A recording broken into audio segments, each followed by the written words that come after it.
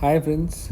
So today we'll discuss up this particular question of JIPMA 2020.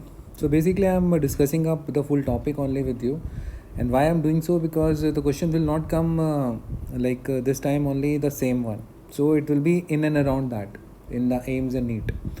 So basically if you look out these particular small videos of mine, so you will able to gather up the information regarding the like potential questions also which can come regarding it.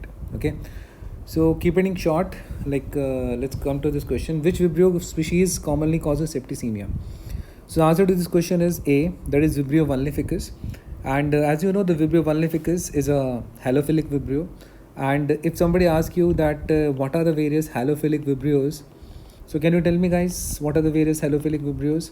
So you know the famous of yours, that is Vibrio parahemolyticus. This is the most famous. Other than that, you have this particular Vibrio vulnificus just now which we have done. Okay, and you have this Vibrio L. genolyticus. So these are the three important halophilic vibrios: Vibrio parahemolyticus, vulnificus, and L. genolyticus. Now, to remember them, you remember in a sequence: this is 7% halophilic, this is 8% halophilic, and this is 10% or more than 10% halophilic. So basically, this you need to remember, okay? Because this is also a question, and this was, in fact, like it was all India question 1 year before, that which is the most halophilic vibrio. The answer is L. genolyticus is the most halophilic vibrio. Okay, and the famous one is this parahemolyticus, and the question of septicemia was regarding what? Vulnificus. Got my point? So basically, what you need to remember in this is that the first thing regarding the Vibrio vulnificus we'll talk about. Vibrio vulnificus, as the explanation says here, first of all, we focus over the Vibrio vulnificus. In that, you remember one thing, that it is termed as L plus Vibrio. So this is the another potent question which can come, that which particular Vibrio is there which can ferment the lactose. So answer is vulnificus is having this L. So remember, vulnificus is a lactose fermenting Vibrio. Okay, one thing, and that's why it is causing of what, this particular severe infection, septicemia and all, and the most severe infection is being done by this particular fellow only. Okay, and that particular infection is mainly erythematous swelling, or condition like cellulitis and all, they can also happen up in this. Okay, so remember this particular thing also, and they might be give you a particular history also, that person have gone to a like sea, and after that some coral cuts have happened to that fellow, and after that that fellow developed some septicemia like features or cellulitis like features. Then you have to focus upon what, this name, that is vulnificus. Got my point? And basically the most important identification point is that it ferments the lactose, one thing. Okay, then Vibrio parahemolyticus, this you already know that this is the most famous one here, Vibrio parahemolyticus. The first thing to be remembered regarding this fellow is this one is capsulated, guys. This one is capsulated. Okay, parahemolyticus is capsulated, and it is having a proper polysaccharide capsule. Okay, then you know that what does it does foodborne gastroenteritis. Yesterday only we talked about in the diarrheal vibrio, diarrheal video, the gastroenteritis is what, the mucosa of the stomach and the intestine that is being inflamed up, that is what is termed as gastroenteritis.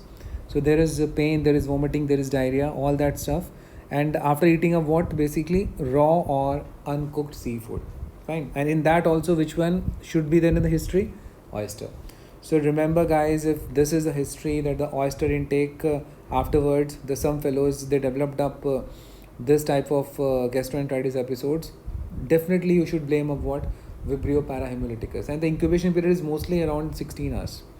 Okay, and watery diarrhea. So watery diarrhea means what, guys? If you have seen that video of diarrhea, then you must be very clear now that this is non-inflammatory form of diarrhea. So fecal leukocytes will be seen here? No, because this is non-inflammatory diarrhea. What else? Lactoferrin will also not be there. So that particular test of lactoferrin will be negative here. Mind you that. Okay.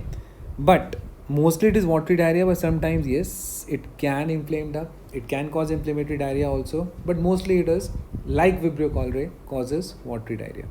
So basically that's a cause of what? That's a cause of non-inflammatory one. But yes, sometimes it is also being seen in other way on. Other than extraintestinal manifestations, you can remember it can cause wound infections, otitis, and sepsis. Okay. Now, other than that, what you can remember regarding parahemolyticus is a particular phenomena termed as what? Kanagawa phenomena. Okay, you can remember our phenomena here that is termed as Kanagawa. Okay, Ganagawa, it's not Ganagawa, Kanagawa phenomena. Okay, so Kanagawa phenomena is shown by this parahemolyticus. So P for P, you remember a phenomena is shown by this particular halophilic vibrio, that is the parahemolyticus. And phenomena says what? Phenomena is basically enhanced beta hemolysis. This is what is Kanagawa. Okay, this Kanagawa phenomena, they ask this thing also, that it is seen on which particular special agar. So remember the name of that particular special agar is what? Veget-Suma agar. Okay, Veget-Suma agar. So guys, in the comment section you can tell me some mnemonic also by which you will remember this particular thing, that Kanagawa phenomena is seen on Veget-Suma agar. And what is this Veget-Suma agar, guys? So Veget-Suma agar is basically a high salt containing agar. So that is what is termed as Veget-Suma agar. It's a high salt containing agar, basically blood agar, in that you have a high salt content. Okay, and obviously hemolysis is seen on blood agar only, that's very obvious. And Kanagawa means what? Enhanced beta hemolysis on which particular media? That is Veget-Suma agar. Got my point? So this might be a definite question here. And another thing, is it capsulated? Yes, it is capsulated. Polysaccharide capsule is there. Another important thing you remember up, if you see up my initial video, so in that this parahemolyticus is also found to be what? Bipolar stained, guys. This one is also found to be what? Bipolar stained. Okay, so this is bipolar stained also, and it is capsulated also. Okay, and a very tricky point which you can remember up here, which they can also give you in the exam, that on this particular media TCBS, thisulfate citrate vial salt sucrose, this particular fellow produces green colonies. And can you tell me why does it do so? Because it is non-sucrose fermenting. It does not ferment this particular sugar sucrose. Which does it? The answer is Vibrio cholerae does it, but Vibrio parahemolyticus does not do, because it is which type of Vibrio? Halophilic. Okay, so this is a major difference between the halophilic and non-halophilic one, that these particular ones it does not ferment, whereas that particular fellow ferments, and because of the fermentation only the color changes. Okay, and the color changes to yellow from green to yellow in the case of TCBS there, but here they remain mostly the green only. Okay, they remain mostly green because sucrose is not fermented. And if somebody asks you regarding Veget-Suma, what is Veget-Suma? It's a high salt content blood agar. And what is Kanagawa? It's an enhanced beta hemolysis. And what does it do? It does gastroenteritis. Got my point, guys? So these all you need to remember. The C option you see, this sounds like new one, that is Damsel. So basically Photobacterium damsela is there, one thing, which is also termed as Vibrio damsela, and it was isolated in 1981, and it causes soft tissue infections. Okay, so this is one of the less known fellows here. And just remember up regarding the name Photobacterium damsela, and it causes what? Soft tissue infections. This much you need to remember regarding it. Now, another important fellow is Vibrio L-Genolyticus in the halophilic ones. So that particular one is L-Genolyticus. I have already told you that it is having the maximum halophilic concentration. It can like 10 or more than 10% it can easily able to manage up, and this was the all India question also. Other than that, if somebody asks you that what does it do, so it does these again eye, ear, wound infections, the same like vulnificus and all. Okay, and it is not a very like problematic stuff. They respond mostly to the antibiotics like tetracycline, doxy and all. Okay, and usually the disease they cause is self-limiting, so they don't cause much of a problem. But the important property to remember is that this particular one is found to be what, guys? This particular one is found to be the maximum halophilic. Okay, so guys, we talked about today regarding the various halophilic vibrios, and halophilic vibrios are all these which I told you. That is mainly you have to focus upon the parahemolyticus, vulnificus and L-Genolyticus. And which is the most halophilic? L-Genolyticus. Which is the least? Obviously para, which is around 7. Okay, which shows Kanagawa phenomena, Veget-Suma agar. So answer is parahemolyticus. Okay, so these all are halophilic one. Now, if I tell you one particular what I say, that if I tell you somewhat about Vibrio cholerae, important entities only, not much I will tell you because I don't want to make it a long one. So Vibrio cholerae, you can remember up the silent features of it by this particular mnemonic coins. It is coins positive, I should say. Okay, these all reactions are present in this and they are positive for it. What is this C? C is catalase. It is catalase positive. It is oxidase positive. It is indole positive. Like Enterobacter C, it is nitrate reduction test positive. Okay, and it lies the sucrose. So sucrose lysis positive, and this is the reason why it changes the color from green to yellow. Just now we talked about. Okay. Then you must be knowing up that on the basis of O1, you divide this particular one. Okay, and O1 vibrios, they are of two types. One is classical and one is Altor. Okay, one is classical and one is Altor, which are further being divided into what?